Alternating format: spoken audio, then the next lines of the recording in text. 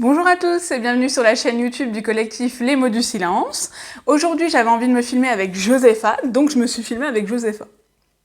Non, petit délire du moment, mais en fait en ce moment j'ai un challenge, c'est de faire un petit peu plus tout ce que j'ai envie sans avoir envie de faire plaisir aux autres. Et donc voilà, je me tape des petits délires comme ça, et je peux vous assurer que ça fait vraiment du bien. Dans cette vidéo, je vais vous parler un petit peu encore de mon parcours pour vous montrer que les victimes passent vraiment par des phases qui peuvent être totalement à l'opposé les unes des autres, qu'il n'y a pas forcément de lien logique entre tout ça, mais que parfois des tout petits événements peuvent reprovoquer des très grosses crises, autant d'angoisse que des crises identitaires. Il faut savoir qu'une victime, ou en particulier les victimes, je dirais que 90% des personnes avec qui je parle sont concernées par ce que je suis en train de dire, on a une crise identitaire. Ça veut dire que quand on grandit en ayant subi des choses aussi compliquées, on ne sait pas qui on est, on ne sait pas quelle place on a dans notre famille, on a un petit peu du mal à comprendre même ce qu'on aime, ce qu'on n'aime pas, à savoir que pour les petits rigolos qui diront que du coup on savait pas trop si on n'aimait pas ce qui se passait, je peux vous affirmer que ça c'est un débat très tranché, il n'y a aucune victime qui a adoré.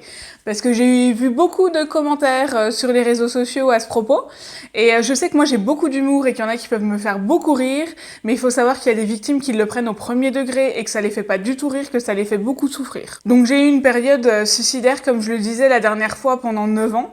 J'ai rencontré Simon quand j'avais 20 ans, donc pour tous ceux qui me le demandent tout le jour, on s'est rencontrés pendant nos études, et c'est en fait à cette période-là où j'ai appris à avoir une vie un petit peu plus réglée. J'ai appris à un petit peu moins faire la fête parce que Simon il faisait pas du tout la fête ou quasiment pas, ou en tout cas il avait pas du tout la même manière de faire la fête que moi. Moi quand je faisais la fête le week-end, c'était vraiment boire beaucoup pour oublier entre autres ce qui m'était arrivé. J'avais des amis qui n'étaient absolument pas du tout bons pour moi. C'était vraiment à chaque fois des excès, tout simplement parce que pour moi il y avait que dans l'excès que je pouvais m'amuser. Tous ces comportements-là, bien sûr, viennent de tout ce que j'ai vécu, où en fait je cherchais simplement les limites.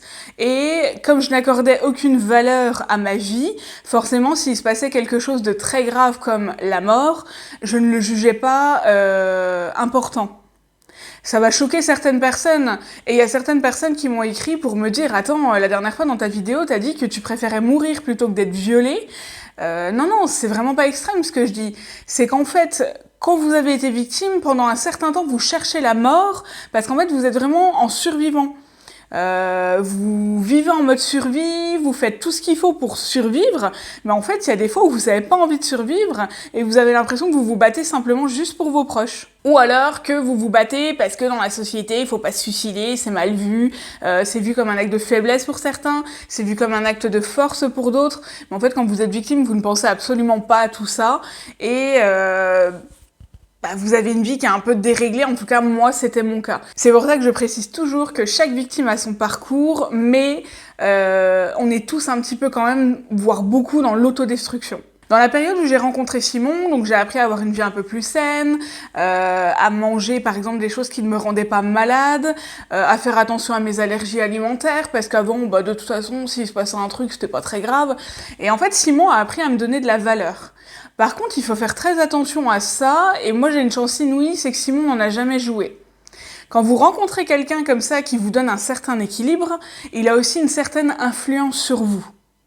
Ça veut dire que si l'homme que j'avais rencontré, parce que j'en ai rencontré des comme ça, avait une influence négative sur moi, il aurait pu m'amener dans les profondeurs des abysses, et ça aurait été une catastrophe. Quand vous êtes victime, vous avez tendance à accepter des choses parce que, et j'arrête pas de le dire, vous ne vous donnez pas de valeur.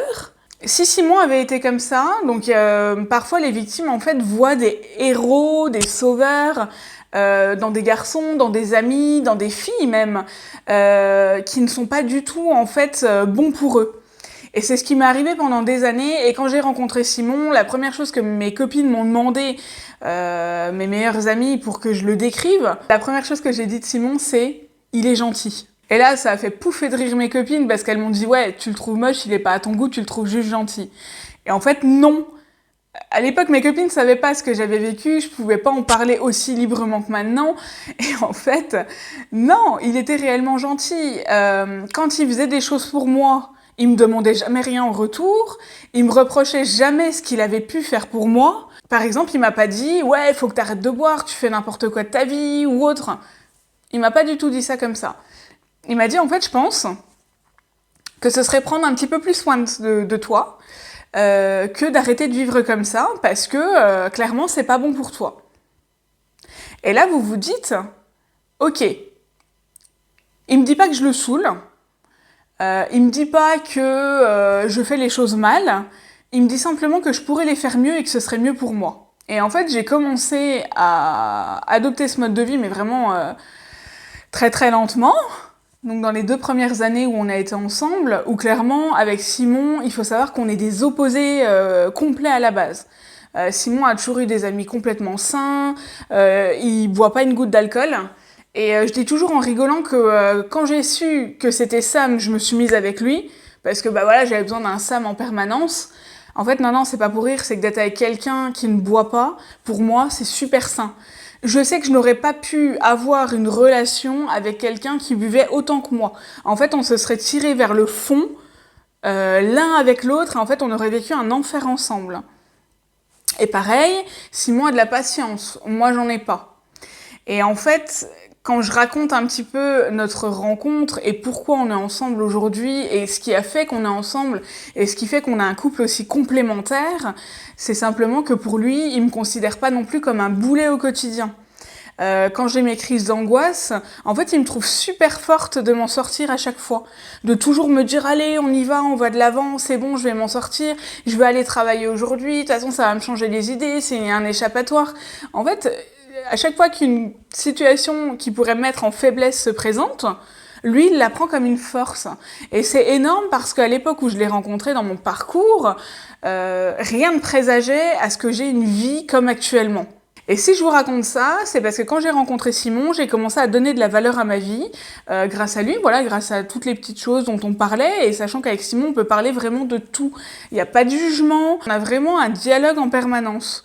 Et ça, c'est quelque chose qui est énorme et c'est très très précieux. Et je pense que dans une relation en général, elle peut être que saine si on se parle beaucoup. À cette époque-là, je sortais de relations qui étaient plus que destructrices. J'étais déjà en autodestruction avec moi-même et je rencontrais des gens qui me tiraient encore plus vers le bas.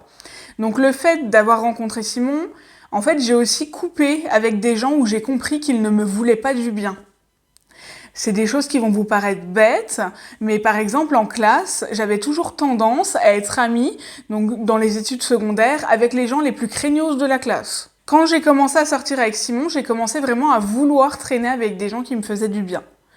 Donc des gens qui étaient bons pour moi, qui étaient bienveillants envers moi, et j'ai eu envie, moi, d'être bienveillante envers les autres. Et pour moi, ce sont des bonnes amitiés, parce qu'en fait, dans les amitiés, on doit pouvoir partager, on doit pouvoir débattre, on doit pouvoir donner ses idées, mais on doit pouvoir aussi être là les uns pour les autres quand ça ne va pas. Et donc ça a été vraiment salvateur dans une période de ma vie où ça a été très compliqué.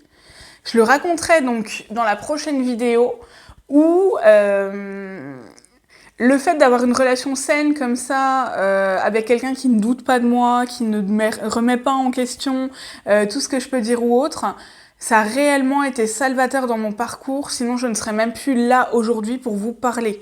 Toutes les victimes, et ça c'est vraiment quelque chose que je vous dis mais avec bienveillance, si vous êtes avec quelqu'un où vous sentez que cette personne, elle est nocive pour vous, ou en tout cas qu'elle n'est pas 100% bonne pour vous, écoutez l'alerte rouge. Écoutez le drapeau rouge qui est en train de s'agiter voilà, devant vous, écoutez. Être seul, c'est pas une fatalité non plus. Moi, quand j'ai rencontré Simon, j'étais persuadée que je vivrais seule toute ma vie, que je n'aurais pas d'enfants, que je ne pourrais pas me marier, que j'aurais jamais de stabilité. Même si vous avez 50 ans et que vous regardez ma vidéo, la vie, elle est pas finie. La vie, elle est pas finie maintenant. Pour moi, vous pouvez rencontrer l'amour de votre vie à 60 ans, à 80 ans. Il n'y a aucun problème. Et si vous vous dites que je vous dis ça parce que j'ai 28 ans, non. C'est que je connais des personnes qui, à 45 ans, se sont remariées, ont rencontré l'amour de leur vie, et où, en fait, d'un seul coup, leur vie a été beaucoup plus belle, beaucoup plus saine, et que c'est quelque chose qu'elles auraient dû faire avant. Et qu'en tant que victime, on a vraiment beaucoup de mal à voir ce qui est bon pour nous et ce qui est mauvais pour nous. Être dans une relation saine, en fait, quand on est victime, c'est pas une option. C'est prendre soin de soi. Je vous dis à la semaine prochaine pour la dernière vidéo donc, de la série Mon Parcours. Et à savoir qu'il n'y aura pas de vidéo du 9 septembre au 4 octobre. Donc je vous dis à bientôt sur la chaîne YouTube du collectif et Josepha vous dit aussi à bientôt.